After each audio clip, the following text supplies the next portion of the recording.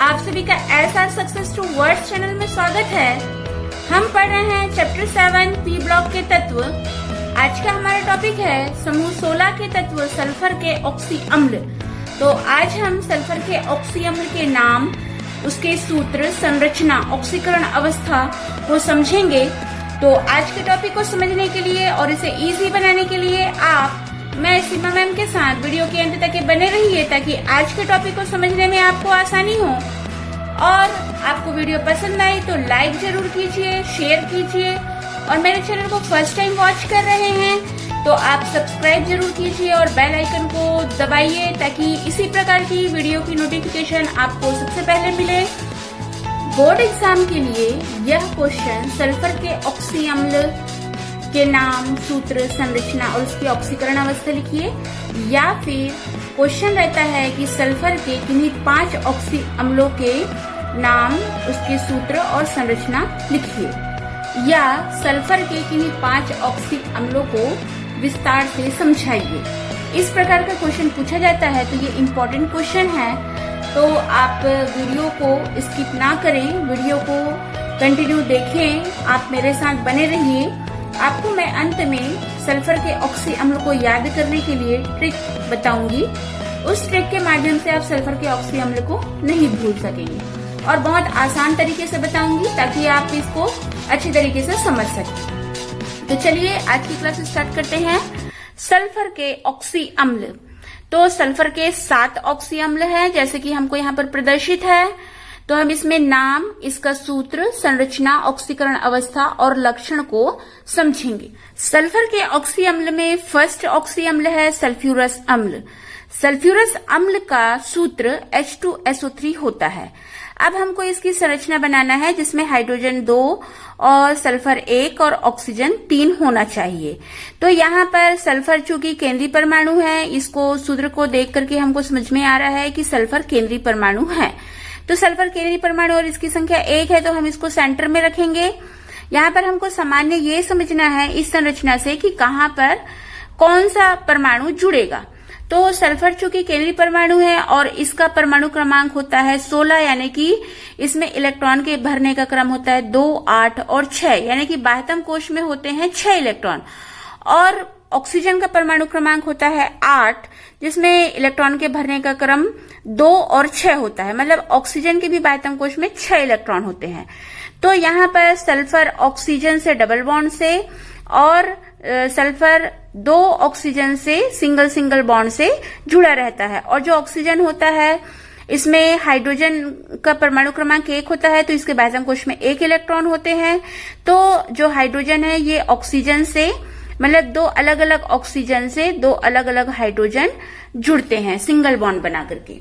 तो इस प्रकार से हम इसकी संरचना देख रहे हैं कि सल्फर डबल बॉन्ड से ऑक्सीजन से जुड़ता है और सिंगल बॉन्ड से ऑक्सीजन से जुड़ करके, और जो ऑक्सीजन है ये हाइड्रोजन से जुड़ता है। इस प्रकार यहाँ पर सिंगल बॉन्ड से हाइड्रोक्सिल ग्रुप जुड़ा होता है और इसके पास 2 एकाकी इलेक्ट्रॉन युग्म रहते हैं। तो जो सल्फ्यूरस अम्ल होता है, सल्फ्यूरस अम्ल के केंद्रीय परमाणु में 1 एकाकी इलेक्ट्रॉन युग्म होता है। तो इस प्रकार से इसकी संरचना बनाएंगे। आगे हम सल्फ्यूरस अम्ल का ऑक्सीकरण अवस्था देखते हैं। तो ऑक्सीकरण के लिए आप जानते हैं कि हाइड्रोजन की ऑक्सीकरण अवस्था +1 होती है और ऑक्सीजन की -2 होती है। तो यहाँ पर हम जो H2 लिखा हुआ है, तो 2 से हम +1 का इंटू करेंगे, प्लस हमको सल्फर की ऑक्सीकरण अवस्था निकालनी है, तो हम इसको X मान लेते हैं। और ऑक्सीजन की ऑक्सीकरण -2 होती है और यहाँ पर O3 लिखा हुआ है, तो 3 से हम इसको -2 को इंटू करते हैं, तो हमको इक्वेशन मिल जाता है 2 + x - 6 = 0। अब इसको हम सॉल्व करेंगे तो हमको मिलता है x = +4, यानी कि सल्फ्यूरस अम्ल की ऑक्सीकरण अवस्था होती है +4। और इसका लक्षण होता है कि सल्फ्यूरस अम्ल द्विक्षारकी अम्ल होता है। ये द्विक्षारकी अम्ल क्यों होता है? क्योंकि इसके सूत्र में हम देख रहे हैं कि इसमें 2 हाइड्रोक्सिल समूह जुड़ा हुआ है, इसलिए यह द्विक्षारकी अम्ल होता है।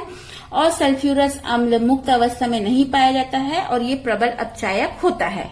सेकेंड, सल्फ्यूरिक अम्ल। सल्फ्यूरिक अम्ल नाम से आप वाकिफ हैं, और सल्फ्यूरिक अम्ल रासायनिक पदार्थों का राजा कहलाता है। और सल्फ्यूरिक अम्ल का सूत्र हम जानते हैं H2SO4 लिखते हैं। अब यहाँ पर हमको ये देखना है, सल्फ्यूरस अम्ल के लिए हमने H2SO3 लिखे थे, सल्फ्यूरिक अम्ल के लिए H2SO4 लिखते हैं। तो जो सल्फ्यूरिक अम्ल है इसमें क्या हो रहा है, एक ऑक्सीजन की एक परमाणु अधिक है। तो यहाँ पर हमको संरचना सूत्र में यहाँ पर ऑक्सीजन के एक परमाणु को जोड़ना है।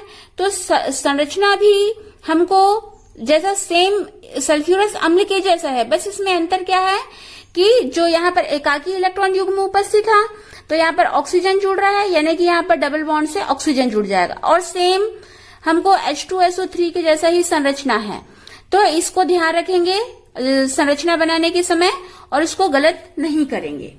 ऑक्सीकरण अवस्था आपको एक बार निकाल करके बता दिए, तो इसको हम ऑक्सीकरण अवस्था इसी प्रकार से हम निकाल करके इसको ज्ञात कर सकते हैं। सल्फ्यूरिक अम्ल की ऑक्सीकरण अवस्था +6 होती है और यह भी द्विक्षारकी होता है, क्योंकि इसमें 2 हाइड्रोक्सिल समूह है, इसलिए सल्फ्यूरिक अम्ल भी द्विक्षारकी अम्ल है।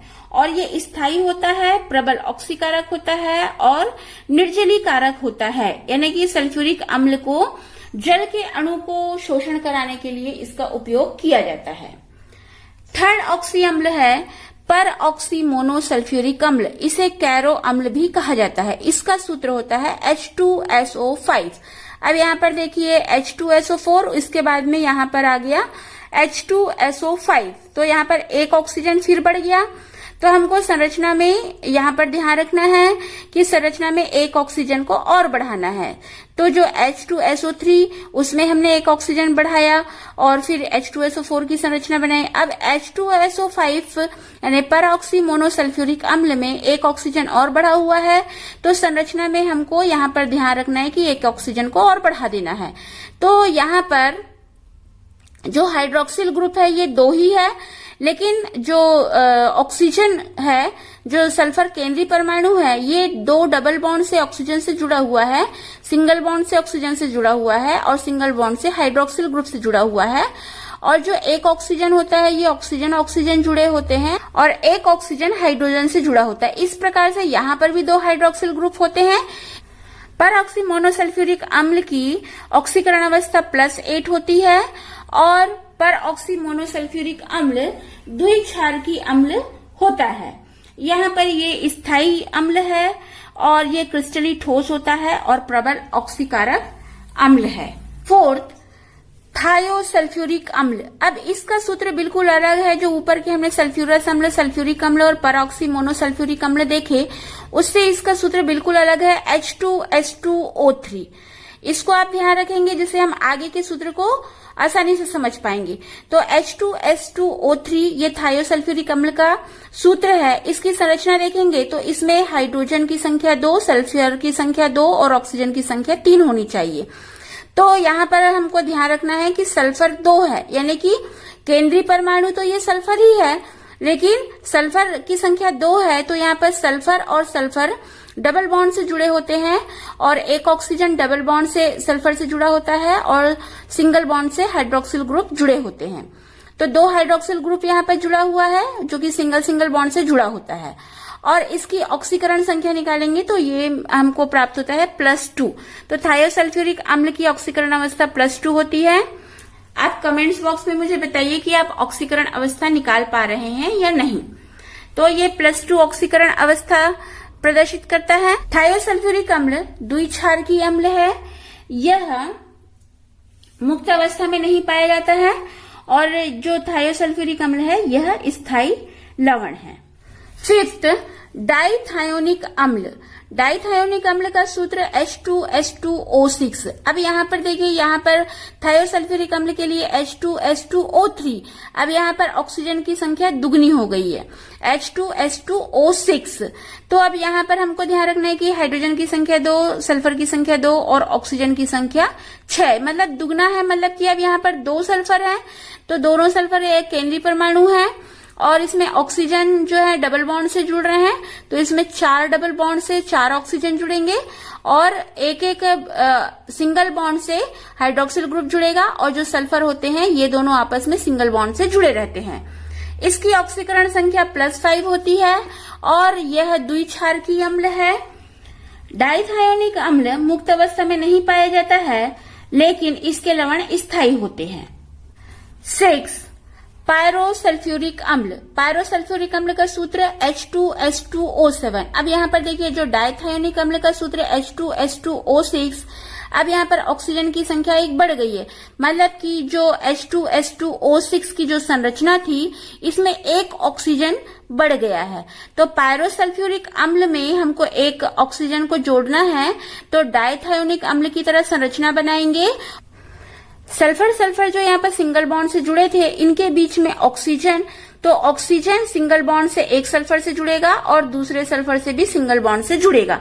इस प्रकार से ये H2S2O7 की संरचना यानी पायरोसल्फ्यूरिक अम्ल की संरचना होगी। इसकी ऑक्सीकरण अवस्था +6 होगी। पायरोसल्फ्यूरिक अम्ल द्विक्षार की अम्ल है और ये स्थायी और प्रबल ऑक्सीकारक होता है। 7. पर ऑक्सी डाइसल्फ्यूरिक अम्ल, इसे मार्शल अम्ल भी कहते हैं। इसका सूत्र H2S2O8। अब हमको यहाँ पर ध्यान रखना है, पायरोसल्फ्यूरिक अम्ल H2S2O7 और पर ऑक्सी डाइसल्फ्यूरिक अम्ल का सूत्र H2S2O8। मतलब यहाँ पर एक ऑक्सीजन बढ़ गया है, तो इसकी संरचना भी बहुत आसान। यहाँ पर हमने पायरोसल्फ्यूरिक अम्ल की संरचना को डाइथायोनिल अम्ल की संरचना के माध्यम से बनाया था। अब पर ऑक्सी डाइसल्फ्यूरिक अम्ल की संरचना को हम पायरोसल्फ्यूरिक अम्ल की संरचना की सहायता से बनाएंगे। तो यहाँ पर ऑक्सीजन की संख्या एक बढ़ गई है, तो संरचना वही रहेगी। यहाँ पर जो ऑक्सीजन दोनों सल्फर से सिंगल सिंगल बॉन्ड से जुड़े हुए थे, तो अब हो जाएगा कि जो एक ऑक्सीजन है ये डबल बॉन्ड से सल्फर से जुड़ेगा और ऑक्सीजन ऑक्सीजन के मध्य में सिंगल बॉन्ड रहेगा और एक ऑक्सीजन सल्फर से सिंगल बॉन्ड से जुड़ा रहेगा। इस प्रकार से हम H2S2O8 की संरचना को पायरोसल्फ्यूरिक अम्ल यानी H2S2O7 की सहायता से बना लेंगे। यहाँ पर ये ध्यान रखना है कि ये इस तरफ सिंगल बॉन्ड है और इस तरफ डबल बॉन्ड है, और यहाँ पर ये डबल बॉन्ड से जुड़ रहा है और इधर सिंगल बॉन्ड से जुड़ रहा है, और हाइड्रोक्सिल ग्रुप भी सिंगल बॉन्ड से जुड़ा हुआ है। तो इस तरीके से हम दो संरचना बनाएंगे और ऑक्सीजन ऑक्सीजन के मध्य में सिंगल बॉन्ड रहेगा। तो इस प्रकार से हम पर ऑक्सी डाइसल्फ्यूरिक अम्ल यानी मार्शल अम्ल की संरचना बना लेंगे। इसकी ऑक्सीकरण अवस्था +7 होती है और यह द्विक्षारकी अम्ल होता है। पर ऑक्सी डाइसल्फ्यूरिक अम्ल यह प्रबल ऑक्सीकारक होता है। तो हम यहाँ पर ये देख रहे हैं कि जो सल्फर के ऑक्सी अम्ल होते हैं, ये द्विक्षारकी अम्ल का लक्षण प्रदर्शित करते हैं। तो क्यों ऐसा? क्योंकि सभी जो संरचना सूत्र है, इसमें हम देखेंगे कि सभी में 2 हाइड्रोक्सिल ग्रुप उपस्थित है। तो सभी में 2 हाइड्रोक्सिल ग्रुप होने के कारण ये द्विक्षारकी अम्ल लक्षण प्रदर्शित करता है। अब मैंने आपसे कहा था कि मैं आपको इसको याद करने के लिए ट्रिक बताऊंगी। तो ट्रिक ये है कि अस इक का मतलब क्या है? अस यानी कि सल्फ्यूरस अम्ल, इसका जो प्रत्यय है ये अस लगा हुआ है, और सल्फ्यूरिक तो यहाँ पर इक प्रत्यय लगा हुआ है, तो अस इक, तो सल्फ्यूरस सल्फ्यूरिक अम्ल। अम्ल तो हमको लगाना ही है क्योंकि हम ऑक्सी अम्ल पढ़ रहे हैं, तो इसमें अम्ल शब्द को लगाना ही है।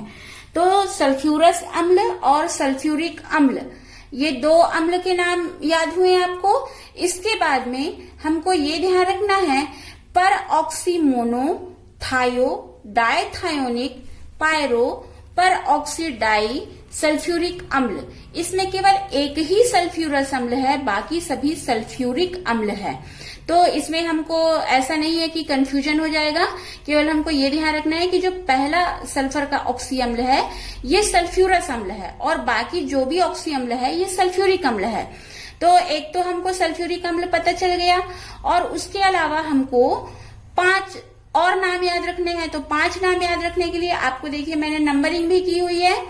तो यहाँ पर ऑक्सी मोनो और सल्फ्यूरिक अम्ल, और यहाँ पर ऑक्सी डाइसल्फ्यूरिक अम्ल, इसको हमने फर्स्ट नाम दे दिया क्योंकि आगे और पीछे पर ऑक्सी मोनो और पर ऑक्सी डाइसल्फ्यूरिक अम्ल है।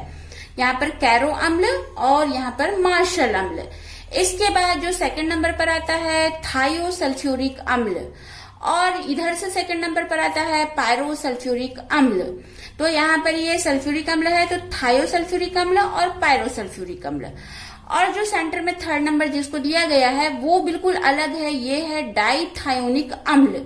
तो इस प्रकार से हम, ये ट्रिक हमारी है अस इक पर ऑक्सी मोनो थायो डाइथायोनिक पायरो पर ऑक्सी डाई सल्फ्यूरिक अम्ल, यानी कि सल्फ्यूरस अम्ल, सल्फ्यूरिक अम्ल, परऑक्सी मोनो सल्फ्यूरिक अम्ल, थायो सल्फ्यूरिक अम्ल, डाइथायोनिक अम्ल, पायरोसल्फ्यूरिक अम्ल, पर ऑक्सी डाई सल्फ्यूरिक अम्ल। हम इस तरीके से लिख करके इसको और ध्यान रख सकते हैं कि इस तरफ पर ऑक्सी मोनोसल्फ्यूरिक अम्ल था तो इधर लास्ट में पर ऑक्सी डाई सल्फ्यूरिक अम्ल है, फिर इसके बाद थायोसल्फ्यूरिक अम्ल है और इसके ही लास्ट सेकंड से पायरोसल्फ्यूरिक अम्ल है और सेंटर में आता है बिल्कुल अलग नाम डाइथायोनिक अम्ल। तो इस प्रकार से इस ट्रिक के माध्यम से हम सल्फर के ऑक्सी अम्ल के नाम को याद रख सकते। अब हमको सूत्र को याद रखना है, तो सूत्र को याद रखने के लिए हम ये ध्यान रखेंगे, हमको सल्फ्यूरिक अम्ल का सूत्र याद है H2SO4, एकदम रट गया है। सल्फ्यूरिक अम्ल के सूत्र से जब हम एक ऑक्सीजन को कम कर देंगे तो बन जाएगा सल्फ्यूरस अम्ल H2SO3 और एक संख्या अधिक बढ़ा देंगे तो बन जाएगा पर ऑक्सी मोनोसल्फ्यूरिक अम्ल। तो यहाँ पर H2SO3, H2SO4, H2SO5 ये तीन हमको याद हो गए। इसके बाद हमको ध्यान रखना है कि थायोसल्फ्यूरिक अम्ल का सूत्र H2S2O3। अब H2S2O3 से आगे तीन ऑक्सीजन बढ़ा देंगे तो H2S2O6, उसके बाद H2S2O7, उसके बाद H2S2O8। तो इस तरीके से ये लाइन से ये हमें याद हो जाएंगे। अब हमको ये ट्रिक से हमने ये नाम याद कर लिए हैं तो इसको आसानी से हम लाइन से लिख सकते हैं। और संरचना के लिए अभी मैंने आपको बताया कि संरचना को हम किस प्रकार से ध्यान में रखेंगे। तो इस प्रकार से हम सल्फर के ऑक्सी अम्लों को याद रख सकते हैं। और लक्षण भी हम आपको बताए कि ये सभी द्विक्षारकीय अम्ल हैं। क्यों है? क्योंकि इसमें दो दो हाइड्रोक्सिल समूह उपस्थित है। तो इस प्रकार से लक्षणों को भी याद रखा जा सकता है और जो नाम है, सूत्र है और संरचना है, इसको आप अच्छे से याद कर लीजिए। 1 से 3 बार यदि आपने इसको प्रैक्टिस कर लिए तो आप इसको ठीक तरीके से, ये हमारे माइंड में फिट हो जाएगा और हम इसको भूलेंगे नहीं। आपको वीडियो पसंद आई तो लाइक कीजिए, शेयर कीजिए और मेरे चैनल को फर्स्ट टाइम वॉच कर रहे हैं तो सब्सक्राइब कीजिए, बेल आइकन को दबाइए ताकि वीडियो की नोटिफिकेशन आपको सबसे पहले मिले। आपका एक सब्सक्राइब मुझे आगे वीडियो बनाने के लिए मोटिवेट करता है। और इंस्टाग्राम पर सीमा साहू 179 को फॉलो कीजिए। Thanks for watching this video.